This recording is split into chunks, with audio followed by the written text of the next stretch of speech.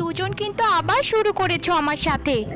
আমার দু ভাইকে যদি আবার তোমাদের নামে বিচার দেই তাহলে কিন্তু তোমাদেরকে আস্ত রাখবে না। তাই এখনো সময় আছে, সাবধান হয়ে যাও বলছি। আমার ঘরে মা বাবা নেই বলে যেভাবে ইচ্ছে সেভাবে কাজ করবে আর আমি তা সব মেনে নেব, এটা কখনোই সম্ভব নয়। এটা হচ্ছে তোমাদের স্বামীর বাড়ি আর আমার আপন দু ভাইয়ের বাড়ি, তাই আমি যা বলবো তাই হবে, বুঝেছো তোমরা?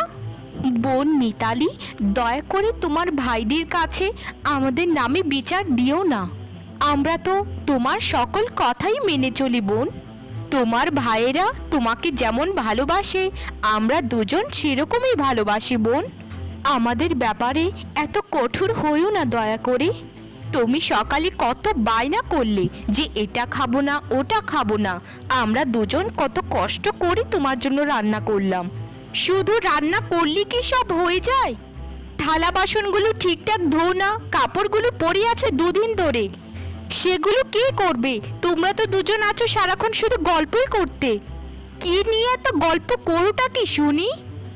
আমরা আর কি গল্প করব বোন, এই তো সাংসারিক বিষয়ে কিছু কথা বলি, আর যা কথা বলি সব তো কাজেরই কথা। আর তুমি দয়া করে একটু শান্ত হও না। তোমরা আমাকে শান্ত করার মতো কোনো পর্যায়ে রেখেছো কি? একটা কথা তোমাদেরকে সব সময় বলে রাখি, আমার কথা মতো যদি তোমরা না চলো তাহলে কিন্তু তোমাদের সাথে খুব খারাপ হবে। সেটা আমরা জানি বোন।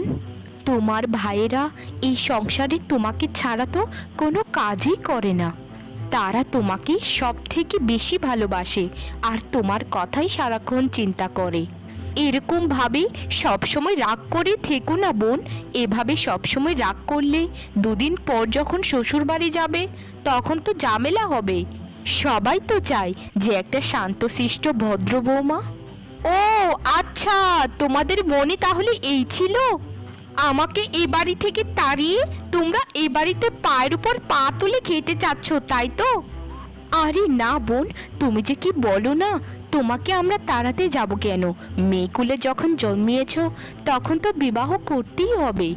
আর তুমি আমাদের সম্পর্কে যেমনটা ভাবো আমরা কিন্তু মোটেও তেমনটা নই।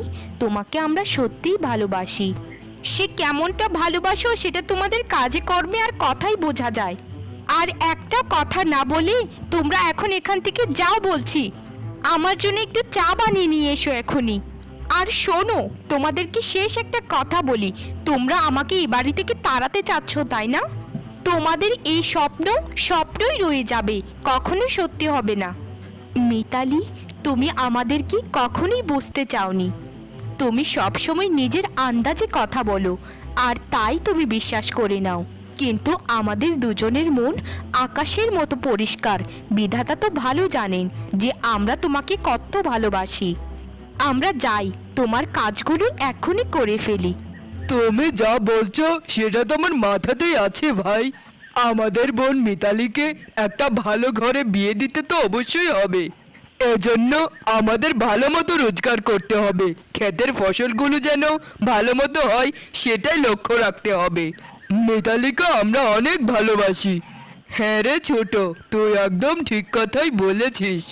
মা বাবা তো সেই ছোট্টবেলাতেই মিতালিকে রেখে মারা গেল। তারপর থেকেই তুই আর আমি মিলেই তো ওকে মানুষ করেছি কোলে পেটে করে। আমরা চাই ওর মতো ভালো একটা মেয়ে যেন ভালো একটা ঘর পায়। আমাদের মিতালি তো কোনো অংশে কম নয়। আমাদের মিতালির মতো মেয়ে এই পাড়াগাঁয়ে খুব কমই পাওয়া যাবে। আমাদের আদরের বোনটিকে যেন খুব ধুমধাম করে বিয়ে দিতে পারি সেটাই আমাদের করতে হবে। হ্যাঁ রে, তুই একদম ঠিক কথাই বলেছিস। আচ্ছা চল তাহলে এখন বাড়ির দিকে রওনা হওয়া যাক। সেই সকাল থেকে এক নাগাড়ে দুজন কাজ করেই চলেছি, আবার কিছু না খেলে তো শরীর খারাপ করবে। হ্যাঁ বড় ভাই, তাই চলো বাড়িতে গিয়ে দুটো আগে খেয়ে নেই। সকাল থেকে আমার আদরের বোনটাকে দেখি না, আহা খুব কষ্ট হচ্ছে গো ভাই। একদম ঠিক কথাই বলেছিস রে ছোট, আমাদের নয়নের মণিকে দেখতে খুব ইচ্ছে করছে। চল চল ছোট, তাড়াতাড়ি চল। সারা দিন কোলোর গানি টেনে কোনো নাম আছে দিদি? দিন শেষে সেই তো দুজনকে খারাপেই থাকতে হয় সবার কাছে। জানো দিদি, বিয়ের আগে ভেবেছিলাম যে স্বামীর একটা বোন আছে, তো সে তো আমারও বোন। তাই খুব মিলেমিশে ওর সাথে থাকবো, একদম ঠিক নিজের বোনের মতো। কাকে আর বলবি দুঃখের কথা, আমি তো ঠিক তেমনটাই ভেবেছিলাম। কিন্তু আসার পর দেখি পরিস্থিতি তো উল্টো। স্বামী তো তার বোনের কথাই উঠে আর বসে। বোনকে ভালোবাসবে সেটা স্বাভাবিক, তবে বোনের সব কথা বিশ্বাস করে নিয়ে আমাদের উপর অত্যাচার করবে সেটা তো ঠিক নয়। বিয়ের পর থেকে যখন বোনের নামে কিছু নালিশ করতাম, তখন তো আমাকে উল্টো আরো বকাঝকা করতো। তখন ভেবেছিলাম যে আদরের ছোট বোন, তাই হয়তো গায়ে লাগছে। কিন্তু যখন দিনকে দিন বেরিয়ে চললো, তখন তো দেখলাম যে বোন তো বোন নয়, সে তো মায়ের অবদান রাখছে।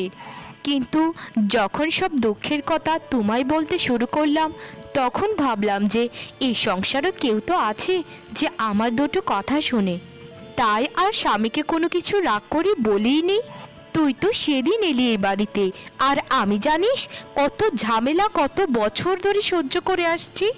এটা মানছি যে মা বাপ মরা মেয়ে একটু জেদি হতে পারে, কিন্তু এই বলে এতটা যে বড়দেরকেও শাসন করে। আমাদের একটা কাজও তার ভালো লাগে না, শুধু ভুল আর ভুল।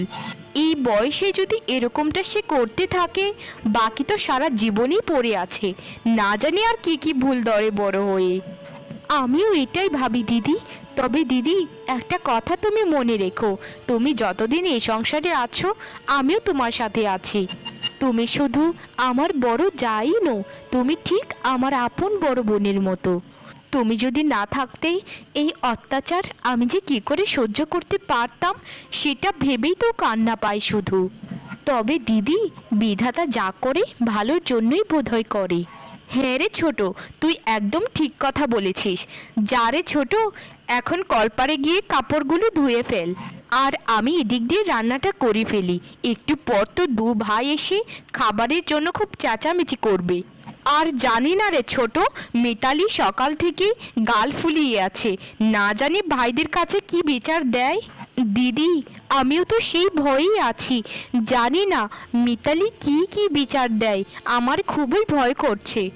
এমন এমন কিছু বিচার দেয় যেগুলো আমরা কখনো কল্পনাই করিনি। তবে দিদি, আমি সব কিছু বিধাতার হাতে ছেড়ে দিলাম। যদি বিধাতা সত্যিই আমাদের সাথে থাকেন, তাহলে একদিনের বিচার নিশ্চয়ই করবেন। আমি গেলাম দিদি, কলপারে গিয়ে কাপড়গুলো ধুয়ে ফেলি, আর তুমি এদিক দিয়ে রান্নাটা করে ফেলো। তারপর তো আবার উঠানটাও ঝাড় দিতে হবে। কত কাজ সংসারে, কাজের কি আর শেষ আছে? আর কাজের কথা কাকে বলিস, সেই বিয়ে হবার পর থেকে তো বলদের মতো খেটেই চলেছি, কারো কাছে নাম পাই না, আর ভালোও হতে পারি না। ভালো হওয়ার দরকার নেই দিদি, নিজে ভালো তো জগৎ ভালো। সে তার মতো থাকুক আর আমরা আমাদের মতো থাকি, তাহলে ভুল কমই ধরবে। দুনিয়াটা বড়ই অদ্ভুত দিদি, বড়ই অদ্ভুত। হ্যাঁ রে ছোট, তুই একদম ঠিক কথা বলেছিস। যা যা ছোট, তাড়াতাড়ি চল কাজগুলো করে ফেলি, না হলে তো আবার কি না কি ভুল ধরে ফেলে। দুই বৌদি মিলে সকালে আমাকে কত বড় বড় কথা বলল, সেগুলো এখনো আমার শরীরে মরিচের মতো জ্বলছে। তাদের কত বড় স্পর্ধা, আমাকে এই বাড়ি থেকে তারা তাড়াতে চায়। দাঁড়া তোরা দুজন, আজ তোদের দেখাবো মজা। আজ আমার দু ভাই আসুক, আজকে আমি সর্বোচ্চ অভিনয় করব। আজ তোদের দুজনের নামে এমন বিচার করব যে তোরা এই বাড়িতে এক মুহূর্ত থাকতে পারবি না। তোদের দুজনকে শিয়ালের মতো লেজ গুটিয়ে পালাতে হবে, দেখিস। শুধু আমার দুই প্রাণের ভাইকে আসতে দে। তাদের আদরের বোন কত কষ্টে যে থাকে তারা যখন বাড়িতে না থাকে। আমাকে তো চিনিস না রে তোরা, আমি কত গভীর জলের মাছ। আমি যদি এতদিন অভিনয় করতাম, তাহলে সেরা অভিনেত্রী হতে পারতাম। যাই যাই, এখন ঘরে চলে যাই, কিছুক্ষণ পর ভাইরা চলে আসবে।